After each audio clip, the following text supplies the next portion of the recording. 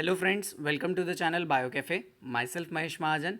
Today we are going to discuss about an important concept which is there included in your conservation biology also, as well as you can count it in your ecology, or I can say ecological principles also. Right? So the name of the topic I have mentioned over here is your keystone species. तो आज हम keystone species के बारे में बात करने वाले हैं. तो चलिए देखते हैं कि कीस्टोन स्पीशीज़ होता क्या है. So let us start with the definition of keystone species first. तो हम कीस्टोन स्पीशीज़ के बारे में देख लेते हैं. So what is a keystone species? So keystone species एक तरह के ऐसे स्पीशीज़ होते हैं, they are going to show disproportionately large effect. Disproportionately large effect.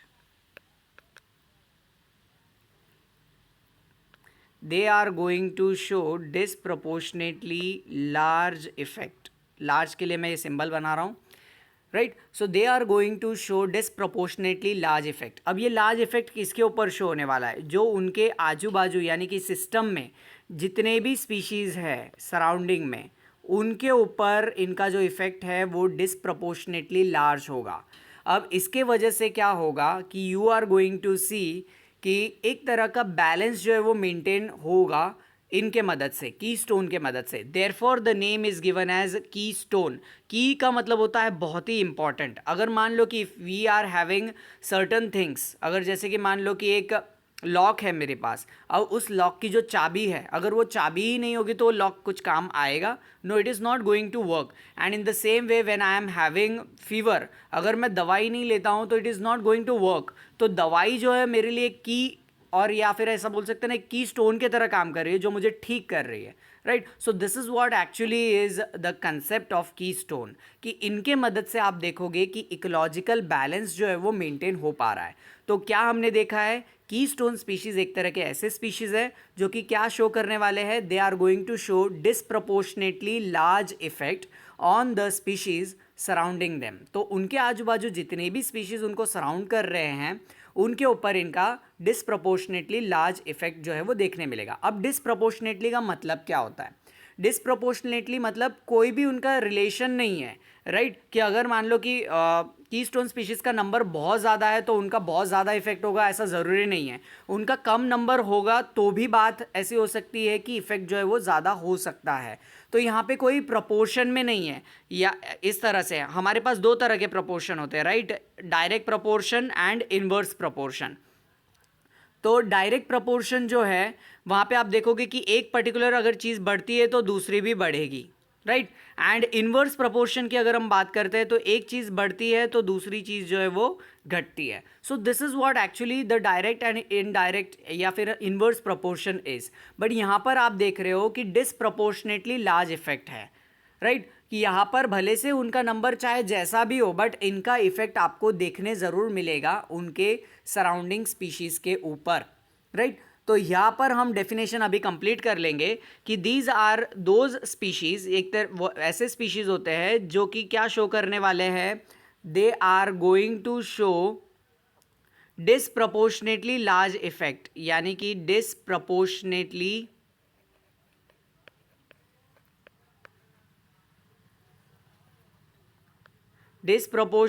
Large effect, right. Disproportionately large effect किसके ऊपर लार्ज इफेक्ट शो करेंगे?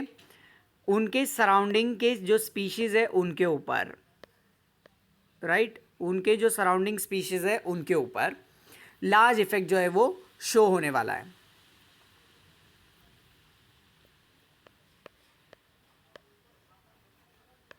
राइट. तो यहाँ पर आप देखोगे कि डिसप्रपोर्शनेटली लार्ज इफेक्ट जो है उनके स्पीशीज़ के ऊपर शो होने वाला है रिलेटिव टू इट्स अबंडेंस. तो इनका अबंडेंस चाहे जैसा भी हो, राइट. चाहे ये ज़्यादा अमाउंट में हो चाहे कम अमाउंट में हो, what ever is the number of their population, they are going to show the disproportionately large effect on the species which are surrounding them.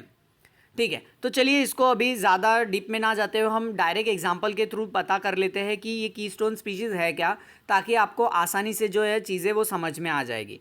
तो let me take the first example of sea otter.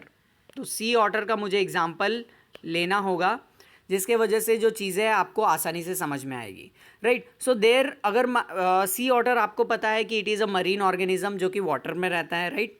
तो एक environment या फिर एक ecosystem जो है हम देख लेते हैं पहले। तो मेरे पास एक इकोसिस्टम है, this is a particular ecosystem I am having, and in this ecosystem there are three things. पहले जो है मेरे सी ऑटर है,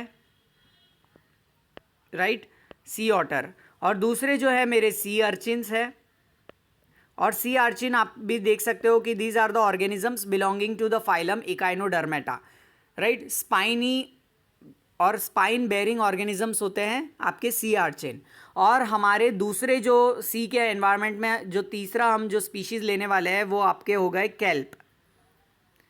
केल्प और केल्प जो है सी में या फिर मरीन में एनवायरनमेंट में फॉरेस्ट के फॉर्म में पाए जाते हैं, यानी कि बहुत सारे जो केल्प है वो एक फॉरेस्ट बना लेते हैं एंड दे आर रिसाइडिंग, और या फिर वो सी में फॉरेस्ट के फॉर्म में हमें पाए जाते हैं। अब केल्प है क्या? दीज आर योर एल्गी, ये आपके क्या है? एल्गी है, right. So these are the algae, और हम ऐसे भी बोल सकते हैं कि एक तरह के वीड्स भी इनको कंसिडर किया जाता है, राइट। एंड ये ग्रीनिश और ये अबंडेंस में उधर देखे जाते हैं। अब ये जो केल्प फॉरेस्ट है ये बहुत सारे लोगों के लिए हो सकता है हैबिटेट हो, छोटे छोटे फिश के लिए, या फिर हम ऐसे कह सकते हैं दूसरे जो मरीन ऑर्गेनिजम्स है उनके लिए। अब क्या होगा कि अगर मान लो सी अर्चिन जो है वो इसके ऊपर फीड करते हैं, केल्प फॉरेस्ट के ऊपर। अगर जितना ज़्यादा सी अर्चिन का नंबर हो जाएगा, यानी कि बहुत ज़्यादा नंबर अगर सी अर्चिन का हो जाता है, तो आप देखने लगोगे कि केल्प फॉरेस्ट के ऊपर क्या आ जाएगा? खतरा आ जाएगा।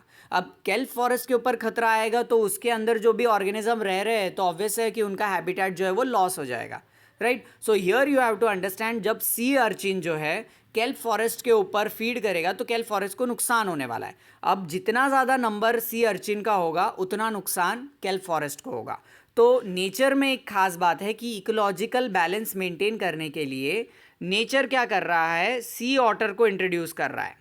अब सी ऑटर आपने बताया कि एक मरीन ऑर्गेनिज्म ही है। अब ये सी ऑटर क्या करेगा? सी आर्चिन पे फीड करेगा, राइट। तो अब जब सी ऑटर सी आर्चिन पे फीड करेगा तो सी आर्चिन का जो नंबर है वो चेक किया जाएगा, चेक होता रहेगा, यानी कि उसका नंबर बढ़ेगा नहीं।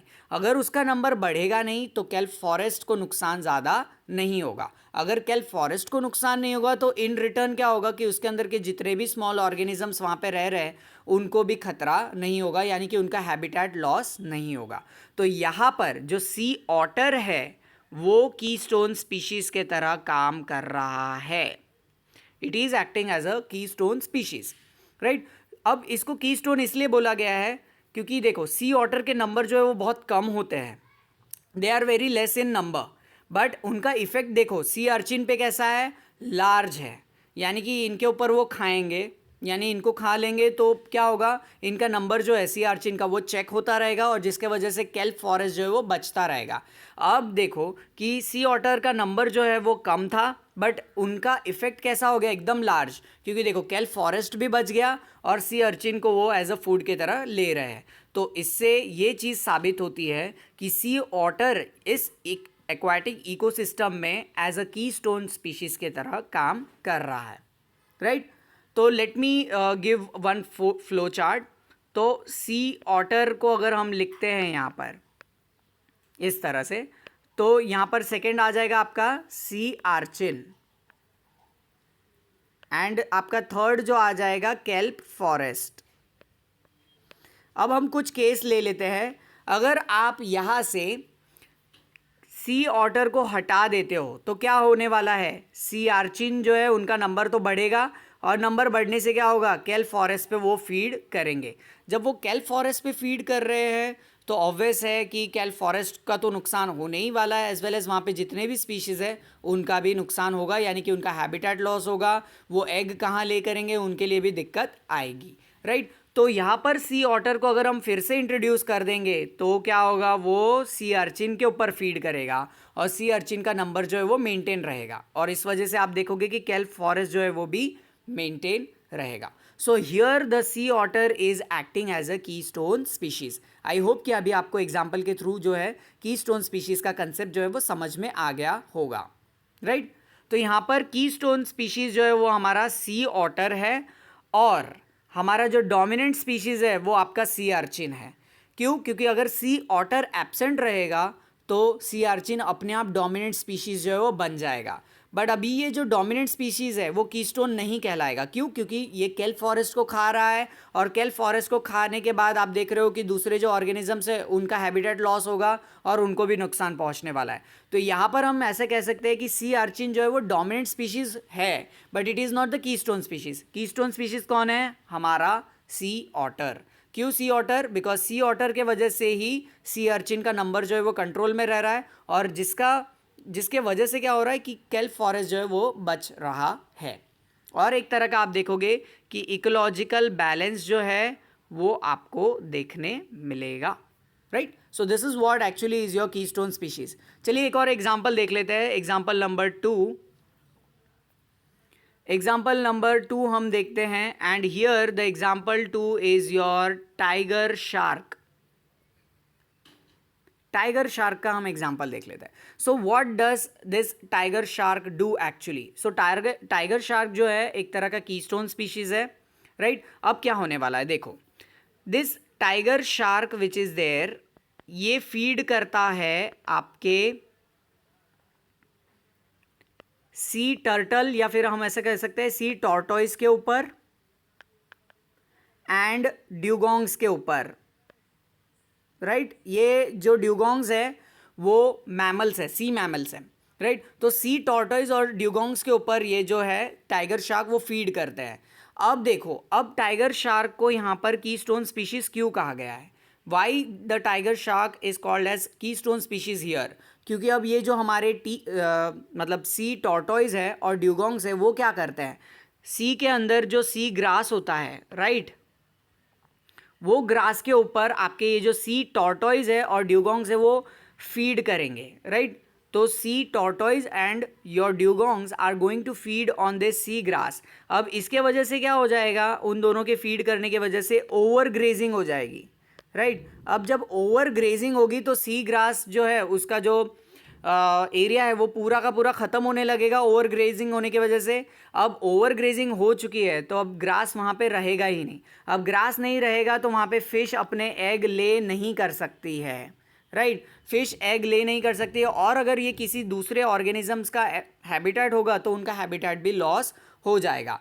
तो अब क्या है नेचर में कि आपका ये जो टाइगर शार्क है आपकी, राइट, सो टाइगर शार्क क्या करेगी, इन सी टॉर्टोइस के ऊपर फीड करेगी। सी टॉर्टोइस को मैं एसटी की तरह लिख रहा हूँ, सी टॉर्टोइस एंड ड्यूगोंग्स के ऊपर। राइट। तो प्रीडेट करेगी किसके ऊपर? सी टॉर्टोइस एंड ड्यूगोंग्स के ऊपर, जिसके वजह से इनका जो नंबर है वो चेक में रहेगा, यानी कि कंट्रोल में रहेगा। अगर इनका नंबर कंट्रोल में रहेगा तो ओवर ग्रेजिंग जो है वो नहीं होगी।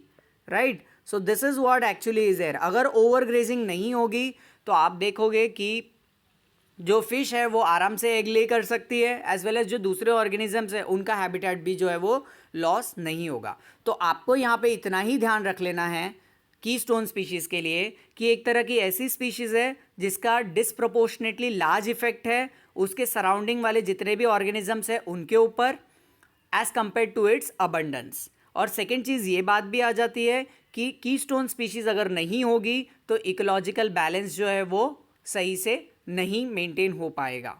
आई होप कि आपको ये चीज़ें जो है समझ में आई होगी। And if you had like this video please hit the like button and thank you for watching.